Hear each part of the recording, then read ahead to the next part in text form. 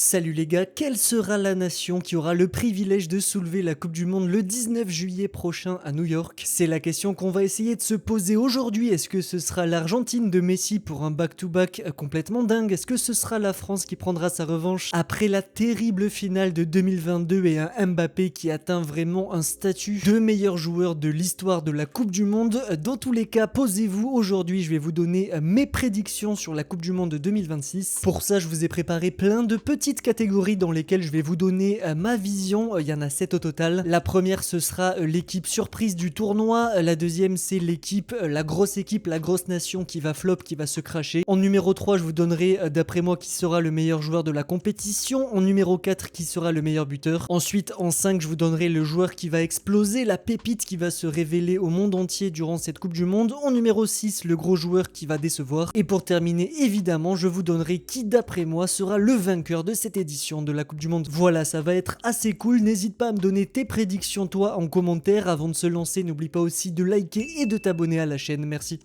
Ok, on est parti sur la première catégorie. Quelle sera l'équipe surprise? La petite nation qui va faire un beau parcours à l'image du Maroc en 2022. Et pour être totalement honnête, j'ai hésité à mettre l'une de ces trois équipes comme mon équipe surprise. On a évidemment déjà le Maroc et le Sénégal parce que ce sont les deux locomotives de l'Afrique et surtout à la dernière CAN qui avait lieu d'ailleurs au Maroc. On a vu un niveau de jeu assez impressionnant, quelque chose qu'on n'a pas toujours retrouvé sur le continent africain. En plus, que ce soit collectivement ou en termes d'individualité, que ce soit le Sénégal ou le Maroc, ça peut être de vrais prétendants à faire quart de finale voire demi-finale. Ensuite, j'ai aussi pensé à l'Équateur de Willian Pacho. La première raison qui m'a fait hésiter quant à ce choix de les mettre comme mon équipe surprise, c'est que l'Équateur est une défense de fer. Vous avez ici le classement final des qualifications d'Amérique du Sud. Et les gars, c'est complètement dingue, mais en 18 matchs disputés par la bande à Pacho, c'est seulement 5 petits buts encaissés. C'est monstrueux. Les mecs sont tout simplement impassables. En plus, il y a eu quelques belles victoires de rang, notamment ce 1-0 face à l'Argentine il y a quelques mois de ça. Et la raison de cette solidité, en plus de la philosophie de l'équipe, c'est surtout qu'il y a certains joueurs très connus. Hincapié du côté d'Arsenal, évidemment Pacho du côté du PSG, et aussi un Caicedo devant la défense, excellent protecteur dans ce milieu de terrain, ce qui en fait une équipe super chiante à jouer. Bon, et malgré tout, même si on avait des sérieux candidats pour l'équipe surprise, mon choix définitif va se porter sur mon petit chouchou de la compétition, c'est-à-dire le Japon. Une des nations qui arrive avec le plus de certitude collective, le jeu collectif en tout cas le plus léché et travaillé. Il nous avait d'ailleurs émerveillé lors de la Coupe du Monde 2018 et aussi 2022, et puis dans la foulée de cette édition au Qatar, le Japon a confirmé les belles attentes qu'on avait autour d'eux avec des matchs amicaux face à des grandes nations mondiales où ils se sont imposés. On a notamment ce 1-0 en Angleterre il n'y a pas longtemps, on avait en 2025 ce 3-2 face au Brésil, et ensuite en septembre 2023 faut remonter ce 4-1 qui était impressionnant face à l'Allemagne. En plus, je vous ai pas tout mis, mais à chaque fois que le Japon a joué en amical depuis 2022 des nations européennes, à chaque fois ils ont gagné. Il y a eu en plus de l'Angleterre et de l'Allemagne un 4-2 face à la Turquie et 1-0 face à l'Écosse, puis 1-0 aussi face à l'Islande. Autant vous dire que la dynamique est très bonne. En revanche, il y a un tout petit bémol qui m'a fait hésiter à les mettre ici à la place des Sénégal, Maroc, Équateur, c'est que leur star offensive Mitoma est officiellement out de la Coupe du Monde. En plus, son remplaçant tout trouvé qui était Minamino est lui aussi blessé. Ce qui fait que les Japonais vont quand même perdre deux stars de renfort offensif de poids. Malgré tout, je suis pas inquiet pour leur attaque. Leur philosophie portée vers l'avant et leur vivier offensif fait que c'est une nation qui met énormément de buts. Vous avez ici leur poule lors des qualifications asiatiques pour la Coupe du Monde. En 10 matchs disputés, c'est 30 buts marqués. Vous l'avez compris, une moyenne de 3 buts par match, c'est énorme. Et globalement, on a une équipe qui est très portée vers l'avant, qui joue dans un système très offensif, un espèce de 3-4-2-1, mais en guise de piston. Ce sont des joueurs à forte vocation offensive. Ce sont même des attaquants avec Nakamura qu'on connaît bien nous car il joue du côté de Reims, et Doan aussi en tant que piston droit alors que c'est un attaquant. Ça montre à quel point ils veulent marquer des buts, veulent jouer de l'avant, et ce qui est cool pour eux, c'est qu'ils ont enfin trouvé un buteur. C'était souvent le souci avec cette nation, il n'y avait pas ce mec pour finir justement les très bonnes actions collectives, et là il y a Ueda qui fait une saison exceptionnelle du côté de l'Eredivisie, qui est je crois à 25 buts, meilleur buteur du championnat néerlandais. Bref, voilà, ça va être une équipe très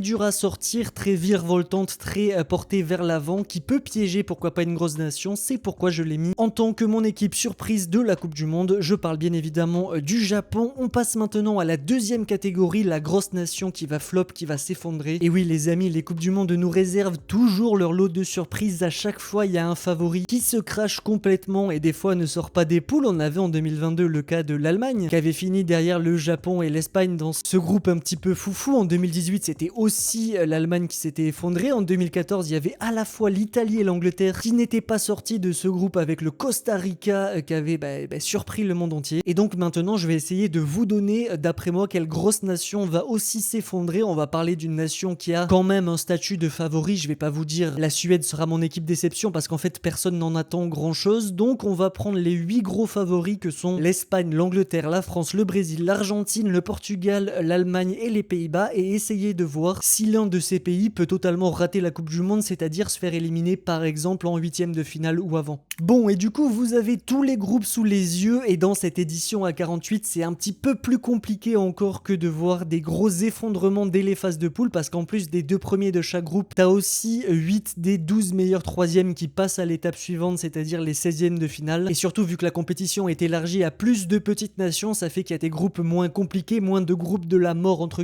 guillemets pardon. Du coup par exemple je trouve l'équipe du Portugal un petit peu surcotée collectivement, mais ils sont dans un groupe avec le Congo, l'Ouzbékistan et la Colombie, donc à tous les coups ils vont sortir. Idem le Brésil, je suis pas super confiant, mais oui il y a le Maroc dans la poule, ça sera un match compliqué, mais derrière t'as Haïti qui est quasiment 3 points assurés et l'Écosse qui est pas terrible. La seule grosse nation, le seul favori qui est dans un groupe un petit peu difficile, c'est l'Allemagne parce qu'il y a la Côte d'Ivoire avec la jeune génération de feu follet et cette équipe d'Équateur très chiante à jouer, très dure à bouger, mais le truc c'est que voilà, il y a le Curaçao dans la poule, donc c'est idem, quasiment 3 points assurés, et avec 3 points et un goal average pas trop dégueu, normalement t'es dans les meilleurs 3e à 100%. Donc voilà, c'est compliqué. Sinon il y a la France qui est avec le Sénégal et la Norvège dans ce qu'on pourrait appeler le groupe de la mort, mais voilà, il y a l'Irak qui semble être un adversaire assez faible, permettant à la France d'aller chercher 3 points quasiment assurés. Donc maintenant on va essayer de se projeter un petit peu plus loin dans l'arbre, dans le tableau final de cette Coupe du Monde, et si le Portugal et l'Argentine finissent premiers de leur poule, on devrait retrouver en quart de finale un duel entre le Portugal et l'Argentine, un duel entre Messi et Ronaldo, ce qui fait alors que l'un des deux arrêtera sa compétition à partir des quarts. Peut-on appeler ça une grosse déception? Je suis pas sûr. Et donc si je dois miser sur un favori qui peut se faire sauter en 16e ou en 8e, je vais partir plutôt sur le Brésil. Et oui, la banda Ancelotti a quand même de gros noms sur le papier, il y a des Rafinha, des Vinicius, des Hendrick, mais le souci c'est que le maillot jaune a l'air d'être lourd à porter et que la plupart de ces stars sont meilleurs en club qu'en sélection. On parle quand même d'une équipe qui dans ses derniers gros matchs, ses derniers gros tests, s'est à chaque fois effondrée. Il y a eu ce 2-1 face à la France en mars 2026 et dans le jeu il n'y avait pas photo entre ces deux équipes. Il y a la victoire 3-2 du Japon qu'on a évoqué tout à l'heure, mais surtout en qualification cette victoire 4-1 de l'Argentine qui montre à quel point le Brésil est très fragile. D'ailleurs en qualification ils ont fini qu'à la 5e place d'Amérique du Sud avec seulement 8 petites victoires en 18 matchs joués, c'est pas terrible, et une équipe assez fragile qui a encaissé 17 buts, l'une des pires défenses des équipes qualifiées avec la Colombie. En plus comme on l'a évoqué, le groupe est pas forcément le plus simple avec ce match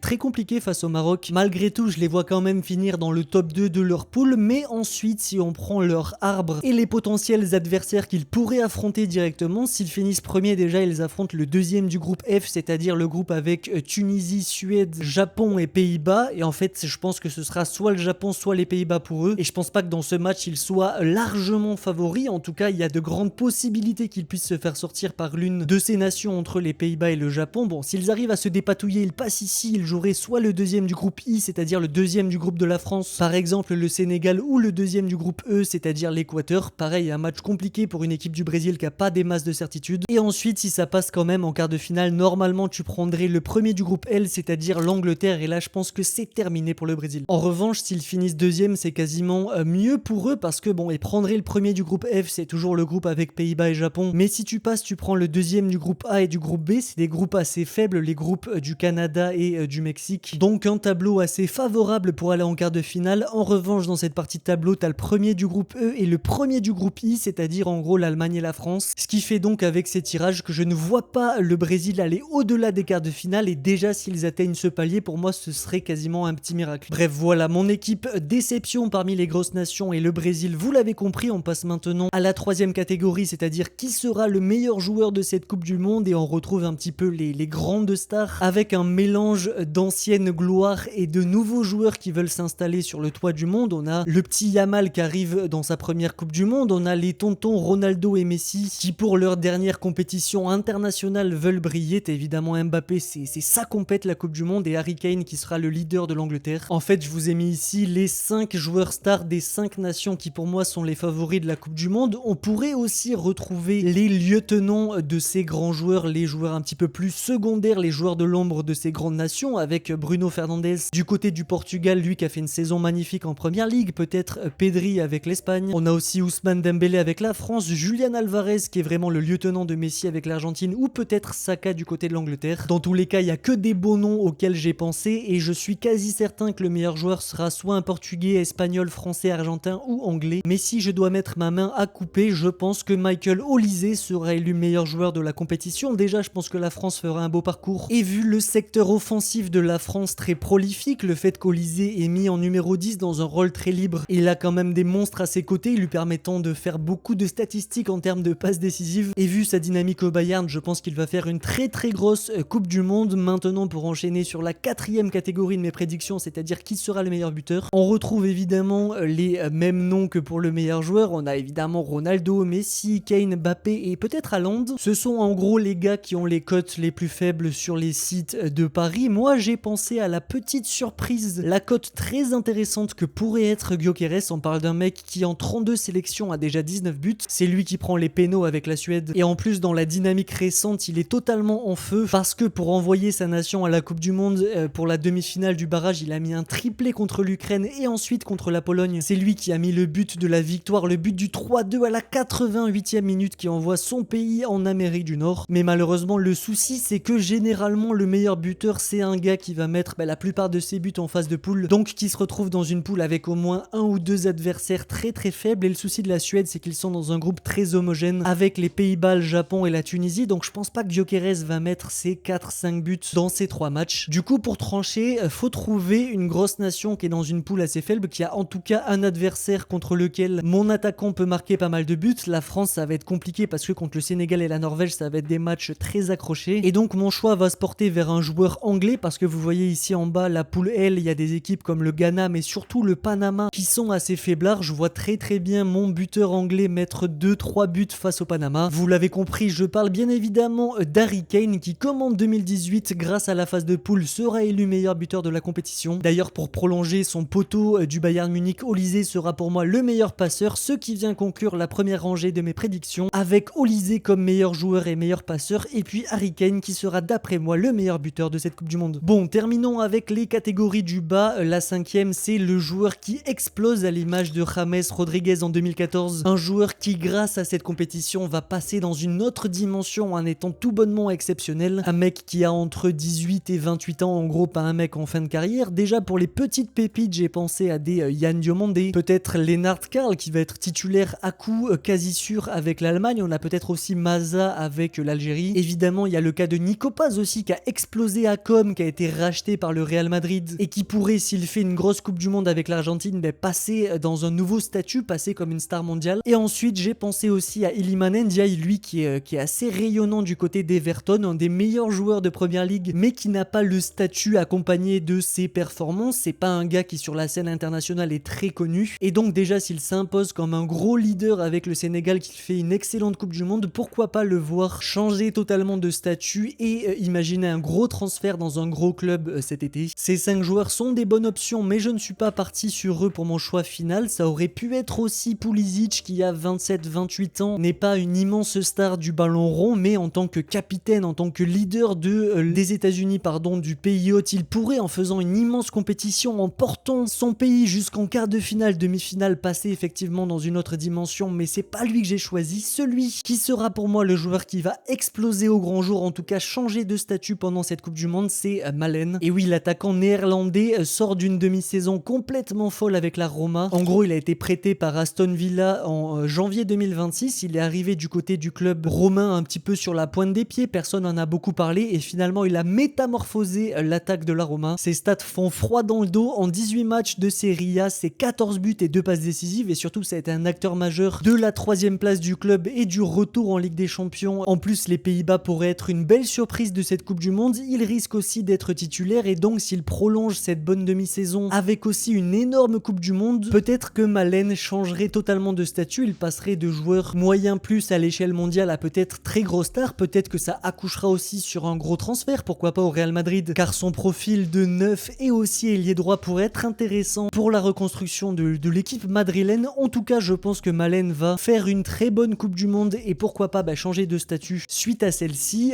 Passons maintenant à l'autre catégorie, c'est-à-dire le gros joueur qui d'après moi va flop, va décevoir, en tout cas ne va pas atteindre les attentes en termes de niveau. J'aurais pu mettre dans un premier temps Erling Haaland parce qu'avec la Norvège, j'imagine pas que c'est une nation qui a pour vocation d'aller au bout. Et en plus, avec la dynamique récente en club, le Norvégien n'est pas dans la meilleure forme de sa carrière. Mais comme j'ai mis le Brésil comme équipe déception, je vais partir sur un Brésilien qui va flop. Et pour ça, j'ai pensé à 3 gars. On a soit Neymar, soit Rafinha, soit Vinicius. Vous l'avez compris, c'est un gars du registre offensif. Bon, Neymar, je suis même pas certain qu'il ait des minutes dans la compète, donc on va le mettre de côté. Ça va donc se jouer entre le capitaine du Barça et l'une des stars du Real Madrid, c'est-à-dire Vinicius. Et moi, je suis plutôt parti sur la deuxième option, c'est-à-dire Vini. On parle ici d'un gars qui, à 25 ans, n'a jamais vraiment démarré son aventure avec le Brésil. Ça a été déception sur déception, en tout cas sur le plan individuel. Un mec qui n'a que 9 buts en sélection alors qu'il est censé être une vraie star. La relève presque de Neymar avec le Brésil. Il est là pour moi à un tournant de sa carrière. Je pense qu'il doit démarrer son compteur de souvenirs, d'actions marquantes avec sa sélection et je pense que ça va pas être le cas qu'on va retrouver un Vinicius en méforme avec sa sélection nationale. Et comme le Brésil va peut-être s'arrêter en 16e ou en 8e, je pense que Vinicius est un très bon candidat pour la star qui va flop. Bon, et du coup on va terminer cette vidéo avec qui d'après moi sera le gagnant de cette Coupe du Monde. J'ai fait une shortlist de 3 pays qui pour moi sont des candidats très sérieux, c'est-à-dire l'Espagne, l'Angleterre et la France. Pour moi, les seules 3 nations qui arrivent à la fois avec des certitudes collectives mais aussi avec des individualités qui sont très en forme. Ce sont donc 3 représentants européens. Pour la petite histoire, si les 3 finissent premiers de leur groupe, on aurait l'Angleterre du côté de la partie de tableau à droite et l'Espagne et la France qui pourraient se jouer en demi-finale dans la même partie de tableau. Ça fait donc que d'après ma logique, la finale sera Angleterre contre France ou Espagne. J'ai une petite tendance vers la France que je sens très bien. En revanche, je sais pas, j'ai aussi le sentiment que cette équipe d'Angleterre qui est le loser sur le plan international de ces dernières années, le parcours est assez terrible pour eux. En 2018, c'est cette demi-finale perdue en prolongation face à la Croatie alors qu'ils avaient ouvert le score. En 2022, c'est cette défaite en quart de finale face à la France où ils ont globalement dominé le match et où Kane a raté le penalty de l'égalisation. Également, les 2 derniers euros, c'est 2 finales perdues, une au penalty, une contre l'Espagne avec un but à la dernière minute d'Oyarzabal. Ça veut donc dire que ça fait un moment qu'il tourne autour du succès sans jamais réussir à l'accrocher et pour moi, cette fois-ci, ce sera la bonne. Je crois beaucoup au projet de Tuchel, je crois aussi beaucoup à certaines individualités, que ce soit les Declan Rice, les Harry Kane, t'as aussi Rodgers, t'as aussi Saka qui sont en forme sur le front de l'attaque, donc je pense que l'Angleterre après tant d'échecs va enfin briser sa malédiction et décrocher un titre international. Ça vient donc terminer mes 7 prédictions pour la Coupe du Monde. N'hésitez pas à me donner les vôtres en commentaire, mais pour récapituler, mon équipe surprise sera le Japon, mon équipe qui va décevoir sera le Brésil, le meilleur joueur de la compétition sera Michael Olise qui va peut-être perdre en finale contre l'Angleterre d'Harry Kane qui lui sera le meilleur buteur. Ensuite, pour mon joueur qui change de statut, mon joueur qui explose, j'ai mis le néerlandais Malen, mon joueur star qui déçoit sera Vinicius. Et pour terminer, mon équipe championne du monde sera l'Angleterre. Voilà les amis, j'espère que cette vidéo vous a plu. Avant de partir, n'oubliez pas le like et l'abonnement pour soutenir ma chaîne. Merci d'être arrivé jusqu'ici, c'était Capia, gros bisous.